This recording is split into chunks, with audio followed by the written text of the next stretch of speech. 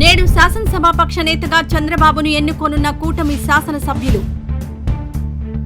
రాష్ట్ర గవర్నర్ అబ్దుల్ నజీర్ను కలిసి ప్రభుత్వం ఏర్పాటుకు ఆహ్వానించాలని కోరనున్న కూటమి ఎమ్మెల్యేలు. రాష్ట్ర మంత్రివర్గ ఏర్పాటుపై చంద్రబాబు కసరత్తు, యువత, మహిళలకు ప్రాధాన్యం.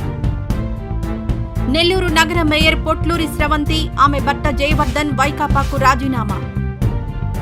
ఈవీఎంలను ధ్వంసం చేసింది మాచర్ల మాజీ ఎమ్మెల్యే పిన్నెల్లి రామకృష్ణారెడ్డి, సిట్ నివేదిక. రాష్ట్రంలో సామాజిక భద్రత పింఛన్లు జూలై 1న పంపిణీ, హామీ మేరకు పింఛన్ పెంచి అందజేత.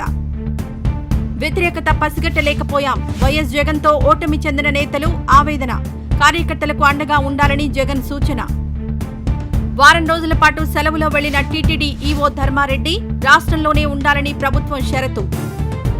దేశంలో ప్రధానమంత్రి ఆవాస్ యోజన క్రింద 3 కోట్ల ఇళ్ల నిర్మాణం, కేంద్ర కేబినెట్ ఆమోదం.